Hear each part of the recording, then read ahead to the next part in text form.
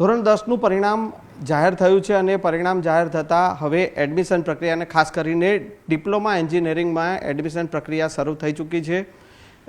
એસસીપીડીસીના member secretary Bhaskar Iyer સાહેબ આપણી સાથે છે.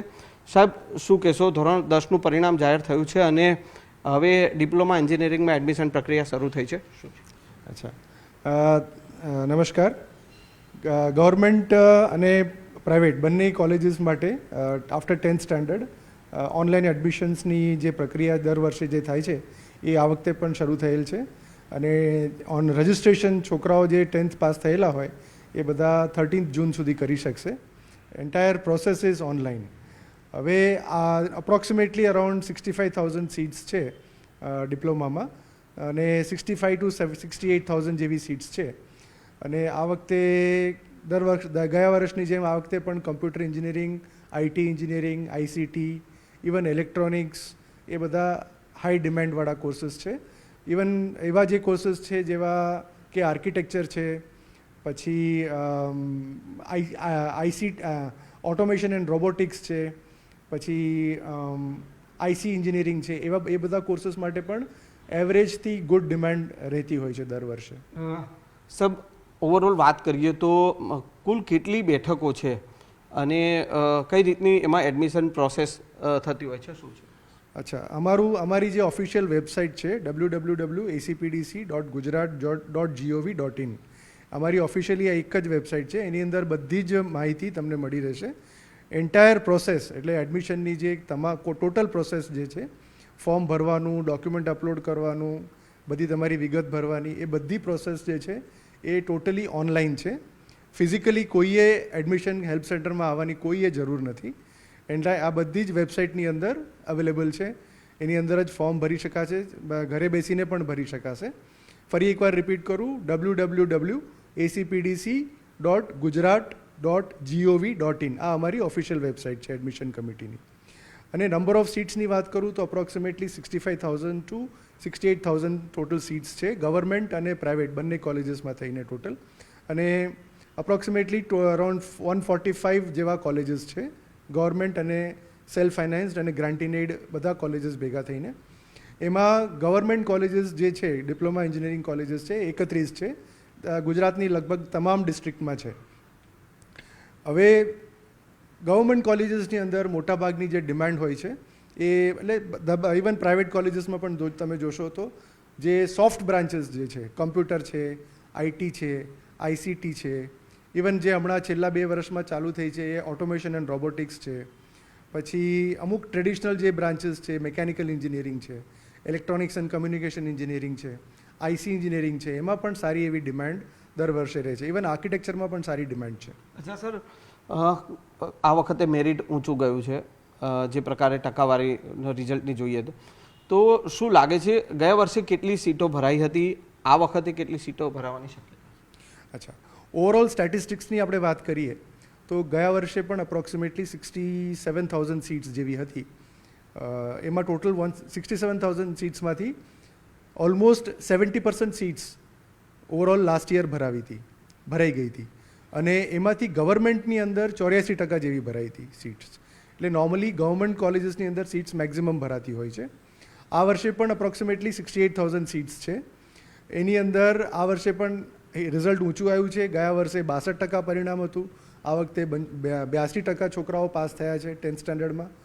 તો આ વખતે એવી એક્સપેક્ટેશન છે કે રજિસ્ટ્રેશન પણ વધશે છોકરાઓનું અને એડમિશન્સ પણ વધારે થશે.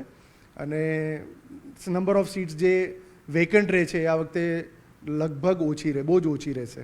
તો ગઈ વખતે અરાઉન્ડ 67,000માંથી 27,000 સીટ્સ અપ્રોક્સિમેટલી ગયા વર્ષે વેકેન્ટ રહી હતી.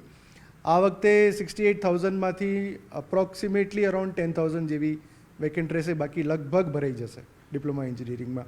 એટલે આઈ એમ એક્સપેક્ટિંગ કે 85 to 90% સીટ્સ ગવર્મેન્ટમાં ભરાશે. અને સેલ્ફ ફાઇનાન્સ કોલેજીસની અંદર આમ જોવા જશો તો ઓવરઓલ અરાઉન્ડ 75% એડમિશન, 75% જેવું એડમિશન થશે આ વખતે. છેલ્લા કેટલાક સમયથી સાહેબ જોવા જઈએ તો ધોરણ 10 પછી ડિપ્લોમા એન્જિનિયરિંગ તરફ જવાનો ઝુકાવ વધ્યો છે વિદ્યાર્થીઓનો. ખાસ કરીને એવા કયા કારણો છે કે જેનાથી આ ડિપ્લોમા એન્જિનિયરિંગ કરવાનો ઝુકાવ વધ્યો છે, અને ખાસ કઈ એવી બ્રાન્ચીસ છે કે જેમાં સૌથી વધારે ડિમાન્ડ છે, અને કઈ એવી બ્રાન્ચીસ છે કે જે પહેલાં ચાલતી હતી અને અત્યારે હવે એ ડિમાન્ડમાં નથી? હવે નથી ચાલતી એવી બ્રાન્ચીસ તો બહુ જ ઓછી છે. એવી તો એન્વાયરમેન્ટ એન્જિનિયરિંગ છે, પછી માઇનિંગ એન્જિનિયરિંગ છે, ટ્રાન્સપોર્ટેશન છે, સેરામિક એન્જિનિયરિંગ છે, જે અમુક છૂટાછવાયેલા કોલેજીસમાં ચાલે છે અને નંબર ઓફ સીટ્સ પણ ઓછી છે. એટલે એવી જે જો કહેવાય ને નોન ટ્રેડિશનલ જે બ્રાન્ચીસ જે છે ને એ બધી જનરલી ઓછી ભરાતી હોય છે. પણ જે કોર બ્રાન્ચીસ જે છે, જેવી કે સિવિલ, મિકેનિકલ, ઇલેક્ટ્રિકલ, એ બધી જે કોર બ્રાન્ચીસ છે એમાં તો કન્સિસ્ટન્ટલી સીટો ભરાતી હોય છે. થોડુંક પ્લસ માઇનસ હોય છે, ક્યારેક 70% જેવી ભરાય, ક્યારેક depending on the demand, industrial demand થોડીક 5-10%નું વેરિએશન રહેતું હોય છે.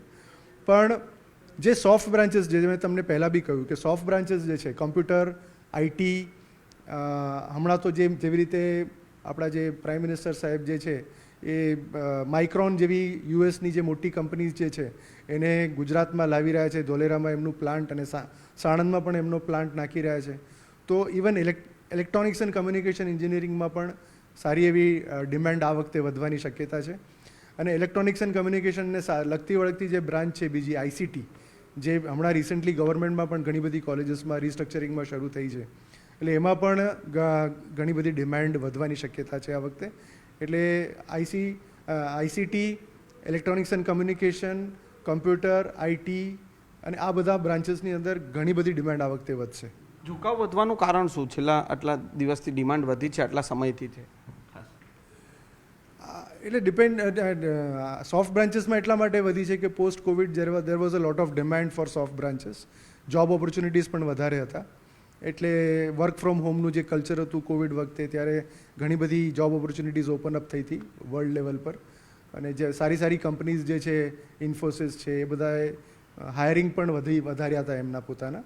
તો ડિમાન્ડ વધારે હતી તો ઓબ્વિયસલી દેર વેર મોર ટેકર્સ, એટલે લોકોએ વધારે એ વખતે સોફ્ટ બ્રાન્ચીસ પ્રિફર કર્યા અને હજુ પણ છે, ડિમાન્ડ હજુ પણ છે સોફ્ટ બ્રાન્ચીસની.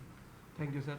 તો આ હતા ભાસ્કર અય્યર સાહેબ. ને ખાસ કરીને જે પ્રકારે ધોરણ 10 પછી ડિપ્લોમા જે એન્જિનિયરિંગ કરવાની જે ડિમાન્ડ વધે રહી છે, અને ખાસ તેને લઈને જે પ્રવેશ પ્રક્રિયા શરૂ થઈ છે, જે આગામી 13 જૂન સુધી તે રજિસ્ટ્રેશન વિદ્યાર્થીઓ કરી શકશે. કેમેરામેન અમિત શર્મા સાથે સંજય ટાંક, ન્યૂઝ 18 ગુજરાતી, અમદાવાદ.